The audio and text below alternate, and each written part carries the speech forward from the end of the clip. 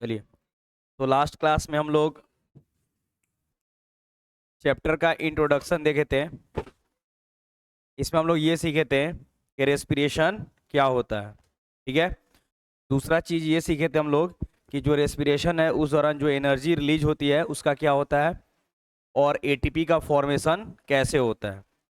उसके बाद ये सीखे थे कि रेस्पिरेशन के दौरान कार्बन डाइऑक्साइड गैस रिलीज होती है, उसको किसी एक्सपेरिमेंट के थ्रू प्रूफ कीजिए।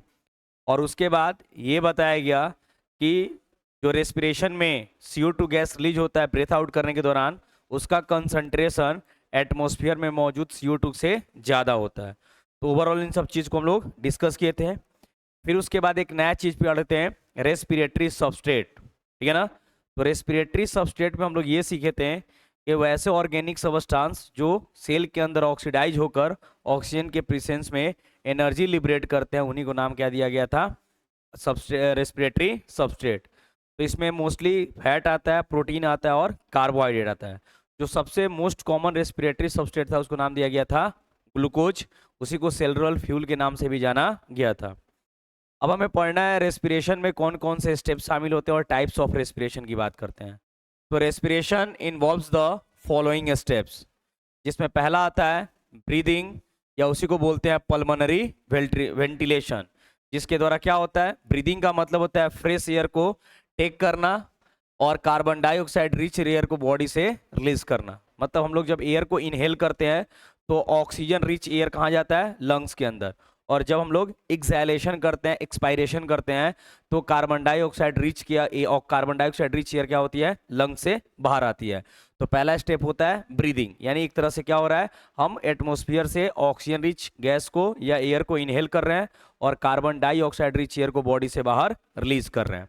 उसके बाद क्या होगा, डिफ्यूजन ऑफ गैसेज में oxygen and carbon dioxide across the alveolar membrane. तो आगे हम लोग पढ़ेंगे लंग्स के बारे में, वहां पे एल्वियोली के मेम्ब्रेन के बारे में पढ़ेंगे, जिसको एल्वियोलर मेम्ब्रेन बोलेंगे।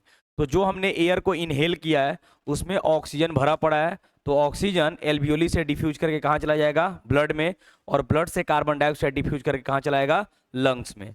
उसके बाद स्टार्ट होगा ट्रांसपोर्टेशन ऑफ डिफ्यूज्ड गैस। तो जो गैस डिफ्यूज हुई है वो ट्रांसपोर्ट होगी बाय ब्लड, और फाइनली गैसियस एक्सचेंज होगा ऑक्सीजन एंड कार्बन डाइऑक्साइड का between the blood and tissue. तो लंग्स से जो ब्लड ऑक्सीजन गैस लेकर जा रही है वो टिश्यू के पास दे देगी, और टिश्यू से फिर कार्बन डाइऑक्साइड लेकर वापस ब्लड कहाँ आएगी, लंग्स के पास। और फाइनली क्या होगा, ऑक्सीडेशन ऑफ फूड, किसके द्वारा, ऑक्सीजन के द्वारा, और फिर क्या रिलीज होगा, कार्बन डाइऑक्साइड। तो इसमें कौन कौन सा स्टेप हो रहा है, हम पहले ब्रीदिंग कर रहे हैं, तो ब्रीदिंग के दौरान ऑक्सीजन रिच एयर कहाँ जा रहा है, लंग्स के अंदर। फिर वो ऑक्सीजन आगे बढ़ रहा है तो कहाँ जा रहा है, आपको डिफ्यूज करके ब्लड में, फिर उसका ट्रांसपोर्टेशन हो रहा है, और फिर एक्सचेंज हो रहा है, फिर सेलुलर रेस्पिरेशन हो रहा है। तो यहाँ पे अगर हम लोग बात करेंगे तो एटमॉस्फेरिक जो एयर है,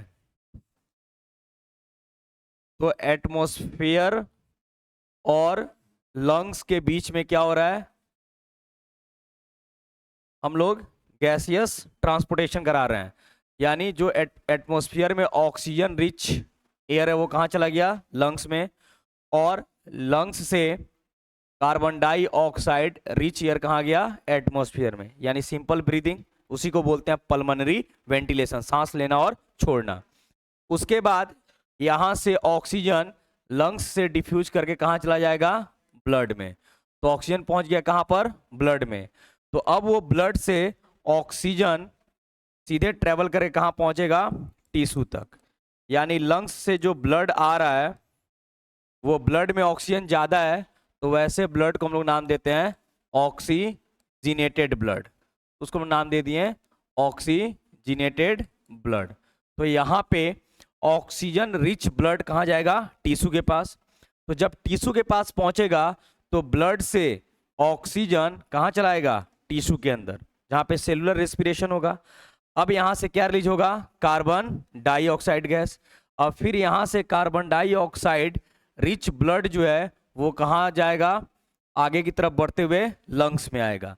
तो यहाँ पर जो टिश्यू में या सेल के अंदर सेलुलर रेस्पिरेशन होगा तो वहां से जनरेट होगी कार्बन डाइऑक्साइड, और कार्बन डाइऑक्साइड रिच ब्लड जो होता है उसको नाम देते हैं डीऑक्सीजिनेटेड ब्लड। क्या नाम देते हैं, डीऑक्सीजिनेटेड ब्लड। तो ये डीऑक्सीजिनेटेड ब्लड जो है वो ब्लड के द्वारा कैरी करते हुए कहाँ ले जाया जाएगा, लंग्स तक। और फिर यहाँ पे गैसियस एक्सचेंज होगा, यानी CO2 कहाँ जाएगा, लंग्स में, और फिर CO2 लंग्स होते हुए कहाँ चला जाएगा, बाहर। क्लियर। तो यहाँ पे एक चेन बना हुआ है, एक सिस्टम बना हुआ है जिसके द्वारा रेस्पिरेशन हो रहा है। पहले हमें क्या करना है, एयर को इनहेल करना है, फिर वो एयर में जो मौजूद ऑक्सीजन है वो लंग्स के एल्वियोली के मेम्ब्रेन से डिफ्यूज करके कहाँ चली जाएगी, ब्लड में। ब्लड उसको ट्रांसपोर्ट करके कहाँ लेके जाएगी, बॉडी के हर सेल और टिश्यू तक। फिर वहाँ पे ऑक्सीजन दे देगी, और जो रेस्पिरेशन के दौरान जो CO2 पैदा हुआ है उसको ब्लड टेकअप करेगी, और फिर उसको लेकर बॉडी के डिफरेंट पार्ट से डीऑक्सीजनेटेड ब्लड कलेक्ट होता है और कहाँ बढ़ता है, लंग्स की ओर। तो अब लंग्स में क्या ड्रेन कर देगा, वो कार्बन डाइऑक्साइड रिच एयर, और उसके बाद वो कार्बन डाइऑक्साइड रिच एयर हम लोग को क्या करेंगे, ब्रेथ आउट कर देंगे, डायरेक्ट कहाँ चला जाएगा, एटमॉस्फेयर में। तो इतने फेज में रेस्पिरेशन हो रहा है। तो बेसिकली रेस्पिरेशन में 3 फेज बटा रहता है। एक होता है एक्सटर्नल रेस्पिरेशन, मतलब लंग्स और एटमॉस्फेयर के बीच में गैसियस एक्सचेंज, वो क्या कहलाता है, एक्सटर्नल रेस्पिरेशन। उसके बाद आता है इंटरनल रेस्पिरेशन। तो इंटरनल रेस्पिरेशन में लंग्स से ब्लड के बीच में गैसियस एक्सचेंज होता है, और ब्लड से टिश्यू के बीच में होता है सिर्फ गैसियस एक्सचेंज।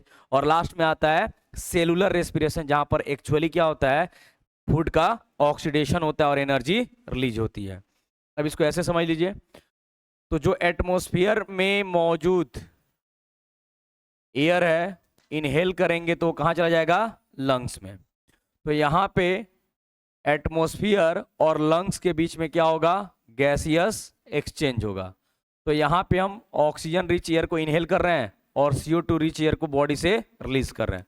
उसके बाद ये कहलाएगा एक्सटर्नल रेस्पिरेशन। क्या कहलाएगा, एक्सटर्नल रेस्पिरेशन। उसके बाद लंग्स से डिफ्यूज करके ऑक्सीजन कहाँ जाएगा, ब्लड में, और ब्लड से डिफ्यूज करके कार्बन डाइऑक्साइड कहाँ आएगा, लंग्स में।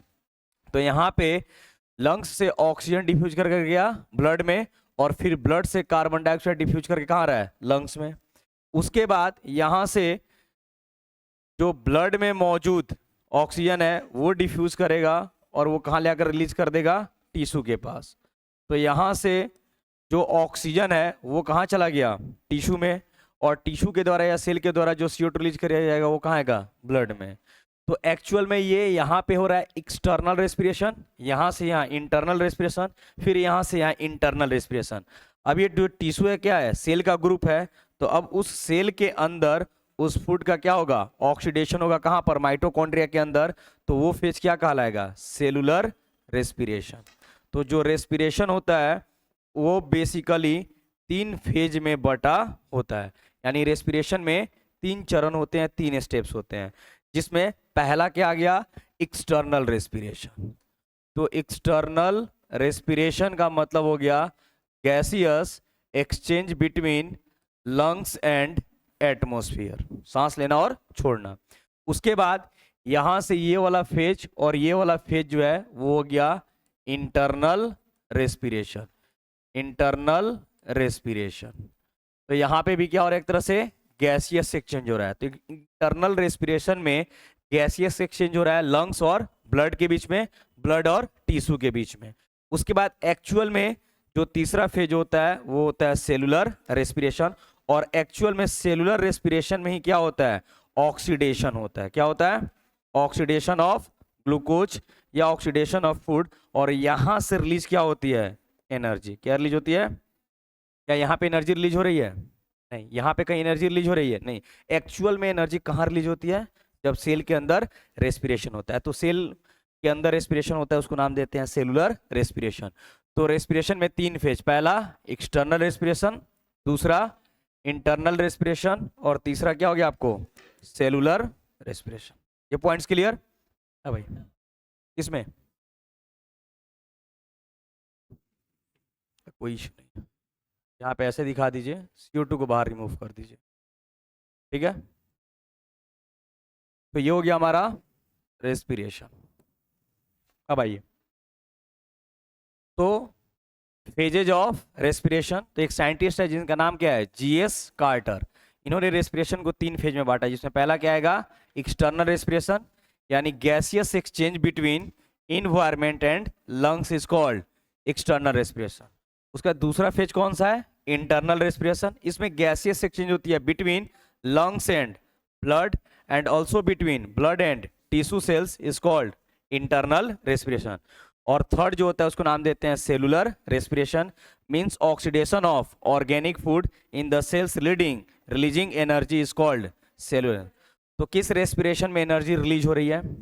सेलुलर रेस्पिरेशन में। तो हमें इन्हीं सब चीजों को समझना है, बट आपके सिलेबस के अकॉर्डिंग किस चीज पे ध्यान देना है? Types of respiration. तो रेस्पिरेशन जो है उसको दो ग्रुप में बांट दिया गया है, एक को नाम दिया गया है एरोबिक रेस्पिरेशन और दूसरे को नाम दिया गया है एनारोबिक रेस्पिरेशन। तो एग्जाम में बोर्ड में ये क्वेश्चन आ चुका है कि right the difference between aerobic and anaerobic respiration, यानी टाइप्स ऑफ रेस्पिरेशन से क्वेश्चन पूछा जा चुका है। तो यहाँ पे आप आसानी से लिख सकते हैं। और भी कुछ ऐसे भी पॉइंट्स दिए हुए हैं, उसके बारे में समझना है। एरोबिक रेस्पिरेशन मीन्स आप बोलेंगे कि वैसा रेस्पिरेशन जिसमें फूड जो होता है वो कॉम्प्लीटली ऑक्सीडाइज होता है सेल के अंदर in the presence of oxygen. और सिंपल भाषा में बोला जाए तो बोल सकते हैं हम लोग कि जो रेस्पिरेशन ऑक्सीजन के प्रेजेंस में होती है उसको नाम क्या दिया जाएगा? Aerobic respiration. Respiration which occurs in the presence of oxygen and in which food oxidizes completely into carbon dioxide and water and liberating large amount of energy is called aerobic respiration। तो aerobic respiration कहाँ देखने को मिलता है? Most of the animals and plants। Features की बात किया जाए तो पहला, it occurs in the presence of oxygen। aerobic respiration occurs in the cytoplasm as well as mitochondria। तो नॉर्मली जो एरोबिक रेस्पिरेशन होती है उसमें दो फेज होता है, एक ग्लाइकोलाइसिस जो साइटोप्लाज्म होता है और माइटोकॉन्ड्रिया के अंदर क्रेब्स साइकिल चलता है, जो कि आप हायर क्लास में सीखेंगे। लेकिन यहाँ पे साइड पूछा जाए एरोबिक रेस्पिरेशन कहाँ होता है तो साइटोप्लाज्म और माइटोकॉन्ड्रिया में। तीसरा, in this respiration glucose completely oxidise, यहाँ पे ग्लूकोज का कंप्लीट ऑक्सीडेशन होता है और इंड प्रोडक्ट के रूप में एरोबिक रेस्पिरेशन में क्या मिलती है आपको? Carbon dioxide and water. It involves exchange of gases. Aerobic respiration में गैसेस एक्सचेंज होता है और 1 मोल ऑफ ग्लूकोज कितना एटीपी प्रोड्यूस करता है? 38 एटीपी।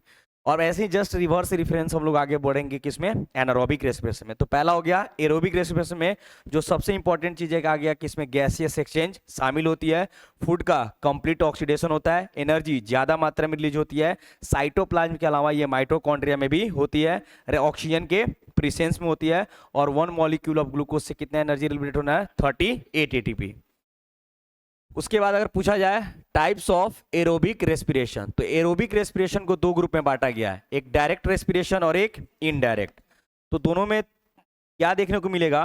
डायरेक्ट रेस्पिरेशन में जो बॉडी है वो डायरेक्ट इन्वायरमेंट के कांटेक्ट में है, वहां पे आपको लंग्स या फिर ट्रांसपोर्टेशन के लिए कोई एक्स्ट्रा सिस्टम अवेलेबल नहीं है। यानी जैसे हम लोग पढ़े क्या जा रहा है, जो एटमॉस्फेयर से ऑक्सीजन हम लोग ने इनहेल किया वो ब्लड के थ्रू कहाँ पहुंच रहा है? टिश्यू तक।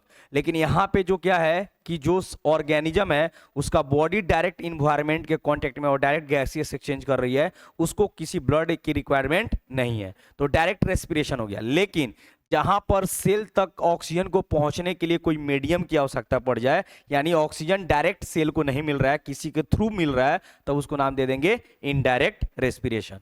तो डायरेक्ट रेस्पिरेशन का मतलब क्या हो गया? The mode of respiration in which exchange of gases takes place without a special respiratory organ or without the help of blood is called direct respiration। जैसे कि aerobic bacteria, protista, sponge, coelenterate, flatworms, round worms and arthropods, इनका body simple है, इसमें कोई भी blood वगैरह मौजूद नहीं है, डायरेक्ट ये क्या कर सकते हैं? इन्वायरमेंट से गैसियस एक्सचेंज कर सकते हैं। मतलब इनका बॉडी का सेल डायरेक्ट किसके कांटेक्ट में है? इन्वायरमेंट के कांटेक्ट में है।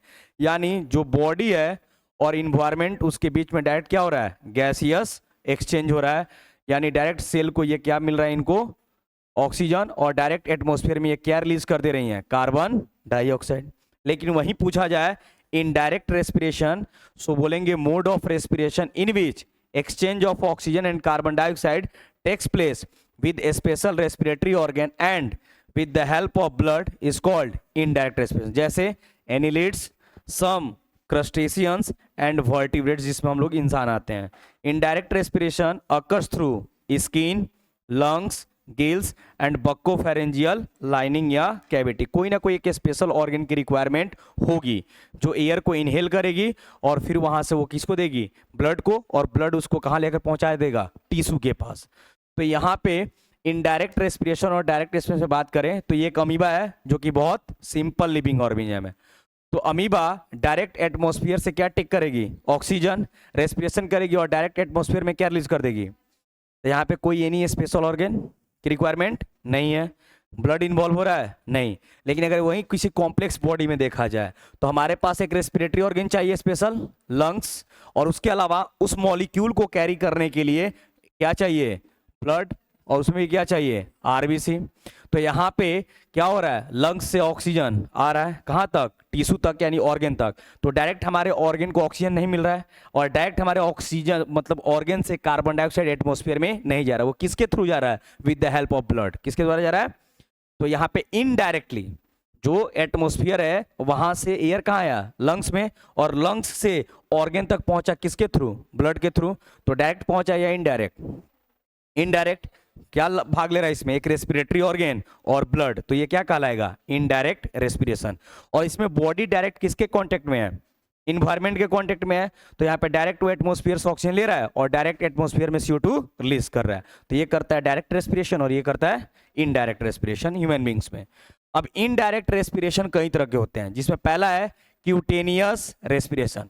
जब रेस्पिरेशन स्किन के थ्रू होती है, किसके द्वारा होती है, ये छोटे छोटे टर्म्स है जो एग्जाम में आपको हेल्प करेंगे। Respiration through skin is called cutaneous respiration.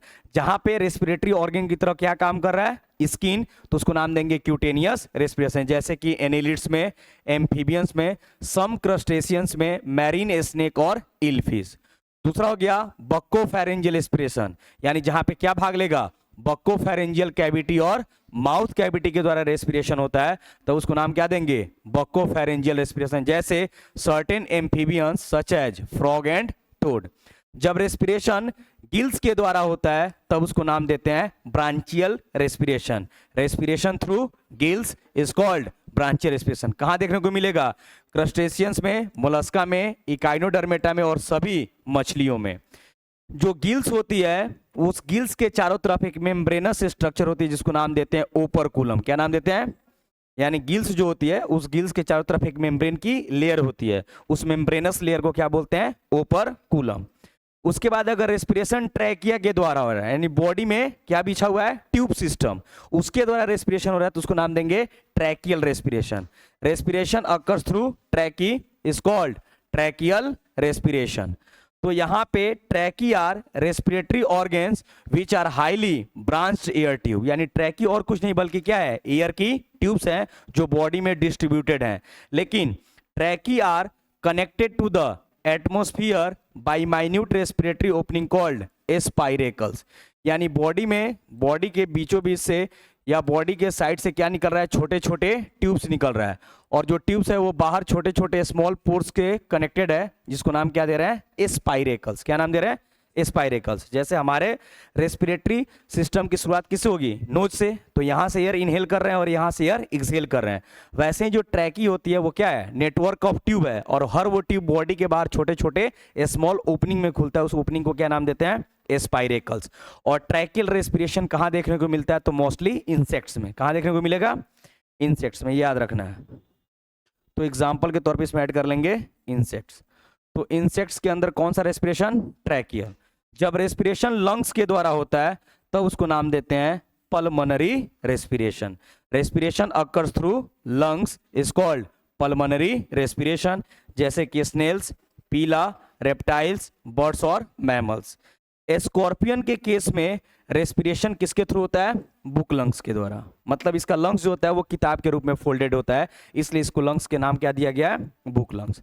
तो यहाँ पे ये सभी टाइप्स क्या हो गए, इनडायरेक्ट रेस्पिरेशन। क्या बोल सकते हैं कि डिफरेंट ऑर्गेनिजम्स में डिफरेंट रेस्पिरेटरी ऑर्गन मौजूद होते हैं, क्योंकि वो सभी अलग अलग इन्वायरमेंट में मौजूद हैं। तो यदि स्किन के द्वारा रेस्पिरेशन हो रहा है तो क्यूटेनियस, और माउथ कैविटी या बक्कोफेरेंजियल लाइनिंग्स हो रहा है तो बक्कोफेरेंजियल रेस्पिरेशन, गिल्स के द्वारा हो रहा है तो ब्रांचियल रेस्पिरेशन, ट्रैकिया के द्वारा हो रहा है तो ट्रैकियल रेस्पिरेशन, और लंग्स के द्वारा हो रहा है तो उसको क्या बोलेंगे, पल्मोनरी रेस्पिरेशन। ये ओवरऑल हो गई रेस्पिरेशन के अंदर शामिल होने वाले डिफरेंट पार्ट्स रेस्पिरेटरी ऑर्गन, यानी different organisms have a different respiratory organs. अलग अलग जीव में अलग अलग रेस्पिरेटरी ऑर्गन्स पाए जाते हैं। और हमें बेसिकली पढ़ना है किसके बारे में, ह्यूमन बींग्स के बारे में। तो ये पहला। दूसरा जो हो गया उसका नाम हो गया एनएरोबिक रेस्पिरेशन। मींस वो रेस्पिरेशन जो ऑक्सीजन के एब्सेंस में हो रहा है या in the limited supply of air, जहां पे फूड का कंप्लीट ऑक्सीडेशन नहीं हो रहा है और एनर्जी बहुत कम रिलीज हो रही है, उसको नाम क्या देंगे, anaerobic respiration. So the respiration which occurs in the absence of oxygen, in which food is partially oxidized and liberating a small amount of energy, is called anaerobic respiration. Anaerobic respiration mostly found in lower organisms like bacteria and yeast. Features: it occurs in the absence of oxygen. ये कहाँ देखने को मिलता है, cytoplasm में होता है। Glucose का पार्शियल ऑक्सीडेशन होगा। End product respiration of anaerobic respiration का इंड प्रोडक्ट होता है ethyl alcohol and lactic acid. 1 molecule of glucose कितना एटीपी प्रोड्यूस करेगा, 2 एटीपी। तो ज्यादा एनर्जी कहाँ मिल रहा है, एरोबिक रेस्पिरेशन में। हायर एनिमल्स बॉडी में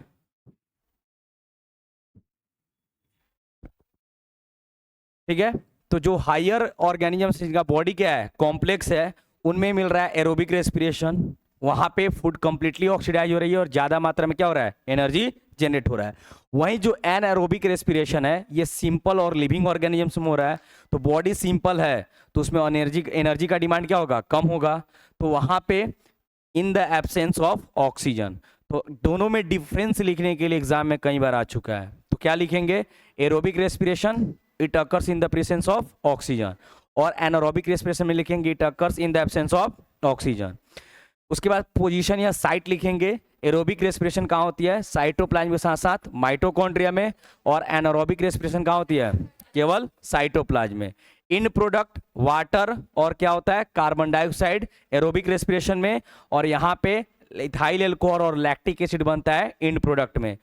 एरोबिक रेस्पिरेशन में ग्लूकोज कंप्लीटली ऑक्सीडाइज होती है और एनारोबिक रेस्पिरेशन में पार्शियली ऑक्सीडाइज होती है। वहां पे 38 एटीपी मॉलिक्यूल्स रिलीज होगा, यहाँ पे 2 एटीपी मॉलिक्यूल्स रिलीज होगा। एरोबिक रेस्पिरेशन कॉम्प्लेक्स और हायर प्लांट्स और एनिमल्स में देखने को मिलता है, जबकि ये सिंपल ऑर्गेनिजम्स में देखने को मिलता है। तो ये बेसिकली डिफरेंस हो गया किसके किसके बीच में, एरोबिक और एनारोबिक। तो ये बात आपको याद रखना है, बोर्ड में ये कई बार क्वेश्चन आ चुका है, किसके किसके बीच में, एरोबिक और एनारोबिक। तो एरोबिक रेस्पिरेशन और एनएरोबिक रेस्पिरेशन में क्या डिफरेंस है, इन दोनों के बीच का डिफरेंस बोर्ड में कई बार पूछा जा चुका है, या एक बार ऐसे भी पूछा गया है कि what is aerobic respiration and write down its features. Aerobic respiration क्या है और इसके विशेषताओं को लिखें या इसके फीचर्स को एक्सप्लेन करें। तो ये ऐसे लिखना है। दूसरा चीज जो कि एनसीईआरटी में दिया हुआ है और ये भी बोर्ड में पूछा जा चुका है, ये सेम डायग्राम। कैसे पूछा था, ये डायग्राम प्रिंट कर दिया था और उसमें कुछ चीजें वैकेंट कर दी थी। जैसे इसको नाम दे दिया बी, ठीक है ना, इसको नाम दे दिया सी, इसको नाम दे दिया डी, इसको नाम दे दिया ई, और इन सब चीज को फिल करना था, भरना था यहाँ पे क्या आएगा। तो ये डायग्राम बहुत इंपॉर्टेंट है बायोलॉजी में। तो देखिए जो ग्लूकोज है वो टूट रहा है, तो ग्लूकोज के टूटने के कई रास्ते हैं, ठीक है ना, और इसी से एनसीईआरटी में 2-4 पॉइंट्स क्लियर किया गया है, इसलिए नाम दिया गया various pathway of breakdown of glucose. तो ग्लूकोज के टूटने का रास्ता क्या है, तो आप तो पहले ग्लूकोज तक कैसे पहुंचे, by the digestion of food, food का डाइजेशन हुआ तो फिर वो सेल में क्या पहुंचा, ग्लूकोज। फाइनली कार्बोहाइड्रेट टूटा ग्लूकोज में और ग्लूकोज एब्जॉर्ब हुआ और कहां पहुंचा, सेल में। तो अब ये ग्लूकोज जो पहुंचा है सेल में, तो पहले ये अगर एरोबिक रेस्पिरेशन है तो इसका एक हिस्सा कहाँ काम होगा, साइटोप्लाज्म में, यानी ग्लूकोज कन्वर्ट हो जाता है पाइरुवेट में, यानी ग्लूकोज का पाइरुवेट में टूटना क्या कहलाता है, ग्लाइकोलाइसिस। यानी ग्लूकोज किस में टूट गया, पाइरुवेट में। तो ग्लूकोज कितना कार्बन वाला मॉलिक्यूल है, 6 कार्बन वाला, और पाइरुवेट कितना कार्बन वाला मॉलिक्यूल है, यानी ग्लूकोज का जो 6 कार्बन, यानी एक ग्लूकोज के मॉलिक्यूल से कितना पाइरुवेट का मॉलिक्यूल बनेगा, 2। कितना बनेगा, 3 कार्बन वाला 2 तो 6 हो जाएगा, 3 दूना 6। यानी जो 6 कार्बन वाला एक मॉलिक्यूल है वो 2 कार्बन वाले 2 मॉलिक्यूल में रिलीज हो रहा है, टूट रहा है, और यहाँ पे एनर्जी मिल रहा है। तो यहाँ पे 2 एटीपी मिलेगा, और जो भी प्रोकैरियोट्स होते हैं वो उसमें जनरली क्या नहीं पाया जाता है, माइटोकॉन्ड्रिया पाया नहीं जाता है, क्रेब्स साइकिल होगा, यहीं तक फेज खत्म हो जाता है। तो ग्लाइकोलिसिस यानी the process of breaking down of glucose into pyruvate या pyruvic acid is called glycolysis. और ग्लाइकोलाइसिस को खोजा था इम्बिडेम, मेयरहॉफ एंड परनास ने, इसलिए इसको नाम दिया गया है ईएमपी पाथवे। इसको एक और नाम दिया जाता है, क्या बोला जाता है, ईएमपी पाथवे। अब देखिए जो ग्लाइकोलिसिस है, यहां से एब्सेंस ऑफ ऑक्सीजन तो एनारोबिक रेस्पिरेशन, अब प्रीसेंस ऑफ ऑक्सीजन एरोबिक रेस्पिरेशन, यानी पायरुवेट जो होती है वो इंटरमीडिएट सबस्ट्रेट हो गई किसके लिए, एरोबिक रेस्पिरेशन और एनारोबिक रेस्पिरेशन, यानी दोनों रेस्पिरेशन के लिए जो कॉमन सबस्टांस हो गया वो क्या हो गया, पायरुवेट। यानी बोलेंगे ग्लाइकोलिसिस कॉमन है किसके लिए, एरोबिक के लिए भी और एनारोबिक के लिए। तो यहां से एब्सेंस ऑफ ऑक्सीजन, जैसे कि ईस्ट में ये पायरुवेट टूटेगा किस में, इथेनॉल, कार्बन डाइऑक्साइड और एनर्जी। तो यहां पे इन प्रोडक्ट में क्या मिल रहा है, इथेनॉल, और एनर्जी बहुत कम मिलेगी, तो in the absence of oxygen तो ये क्या कहलाएगा, anaerobic respiration. But in the lack of oxygen, यही सबसे इंपॉर्टेंट पॉइंट है, जब हम क्या करते हैं विगोरस एक्सरसाइज करते हैं, एनसीईआरटी में लिखा हुआ ये पॉइंट कि हम जब आवश्यकता से ज्यादा एक्सरसाइज करते हैं तो मसल्स में पेन स्टार्ट हो जाता है, जिसको नाम देते हैं मसल्स क्रैम्प। तो ऐसा क्यों हो रहा है, ऐसा नहीं है कि सेल के अंदर ऑक्सीजन घट गया, हम इतना ज्यादा एक्सरसाइज करना शुरू कर दिए कि जो सेल के अंदर ऑक्सीजन धीरे धीरे कम हो गया, वहां पे एनारोबिक रेस्पिरेशन स्टार्ट हो गया, मतलब कुछ समय के लिए ऑक्सीजन की कमी हो गई। और in the lack of oxygen muscle cell के अंदर क्या डिपोजिट होने शुरू हो जाते हैं, लैक्टिक एसिड, और लैक्टिक एसिड के डिपोजिशन के कारण मसल्स में पेन स्टार्ट हो जाता है, जिसको नाम देते हैं मसल्स क्रैम्प। लेकिन वहीं अगर बहुत बढ़िया मात्रा में इसको ऑक्सीजन मिले तो वहीं ग्लूकोज या पायरुवेट किसमें टूटेगा, कार्बन डाइऑक्साइड, वाटर और एनर्जी। और ये काम कहां होगा, देखिए स्पष्ट रूप से लिखा है ना, एरोबिक रेस्पिरेशन साइटोप्लाज्म और माइटोकॉन्ड्रिया में होता है, जबकि एनारोबिक रेस्पिरेशन में सिर्फ साइटोप्लाज्म वाली घटना देखने को मिलती है। तो इन सभी चीजों को अगर आप देखें तो ऐसे लिख सकते हैं, glycolysis the process of breakdown of one molecule of glucose into two molecules of pyruvate और pyruvic acid is called glycolysis। Glycolysis का खोज इम्बिडेन, मेयरहॉफ एंड परनास के द्वारा किया गया था, hence it is also known as EMP pathway. Glycolysis कहां होती है, cytoplasm of the cell, and glycolysis is common pathway for both aerobic and anaerobic respiration. तो एरोबिक और एनारोबिक रेस्पिरेशन के लिए कॉमन क्या है, ग्लाइकोलिसिस। तो ये पहला स्टेप है, ये वाला पॉइंट क्लियर। उसके बाद आ जाइए फर्मेंटेशन, क्या हो रहा है, फर्मेंटेशन। तो यहाँ पे एल्कोहल बन रहा है, तो यहाँ पे जो एल्कोहल बन रहा है इसी प्रोसेस को नाम क्या दे रहे हैं, फर्मेंटेशन, यानी शुगर का एल्कोहल में कन्वर्ट होना क्या कहलाता है, फर्मेंटेशन। एक्चुअल में उसको एल्कोहलिक फर्मेंटेशन बोलते हैं, जहाँ पे एल्कोहल बन रहा है। तो anaerobic respiration in which glucose is converted into ethanol and carbon dioxide in the absence of oxygen by yeast is called fermentation। यानी ये काम कौन कर गया, ईस्ट के द्वारा। तो यहाँ पे शुगर का, और सिंपल भाषा में बोलिए तो शुगर किस में कन्वर्ट हो जा रहा है, इथेनॉल में, एल्कोहल में। इसी प्रोसेस को क्या नाम दे रहे हैं हम लोग, हाँ, तो ये कौन करा रहा है, ईस्ट करा रहा है। तो फर्मेंटेशन एक तरह का एनएरोबिक रेस्पिरेशन है, सबसे इंपॉर्टेंट और की पॉइंट जो आपके चलकर एग्जाम में हेल्प करने वाला है। फर्मेंटेशन क्या एक तरह का एनएरोबिक रेस्पिरेशन है। Last point, during vigorous contraction of skeletal muscles, यानी muscles attach to the bones, उसी को नाम देते हैं skeletal muscles, glucose is metabolised into lactic acid in anaerobic condition, मतलब due to lack of oxygen. Rapid formation of and accumulation of lactic acid is responsible for muscles fatigue, यानी muscles में बहुत तेजी से थकान होता है, and cause muscles cramp। NCERT में लिखा है ये पॉइंट, जहां पे ये बात लिखी हुई है various pathways of break down of glucose, उसके ऊपर ये तीनों स्टेटमेंट लिखा हुआ है। बात समझ में आ गया।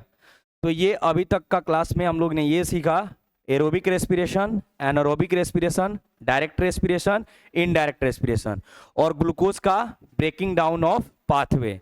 इसके बाद स्टार्ट करेंगे हम लोग ह्यूमन रेस्पिरेटरी सिस्टम, जहां ये सीखेंगे रेस्पिरेटरी ट्रैक्ट क्या होता है, रेस्पिरेटरी ऑर्गन क्या होता है, नॉस्ट्रिल्स क्या होता है, नजल चैम्बर क्या होता है, ठीक है ना, नजल कैविटी क्या होता है, नजोफेरिंग्स, ठीक है ना, लैरिंग्स, ट्रैकिया, ये सब चीज़ सीखते हुए आगे बढ़ेंगे और उसके ब्रांचेज के बारे में सीखेंगे और फिर अलग से हम लोग लंग्स के बारे में पढ़ेंगे। तब जाके फिर पढ़ेंगे कि कैसे गैसियस एक्सचेंज होता है, ट्रांसपोर्टेशन कैसे होता है, और फिर अलग से पढ़ेंगे प्लांट्स के अंदर रेस्पिरेशन कैसे होता है और कौन कौन से पार्ट उसमें हेल्प करते हैं। तो आगे आएगा।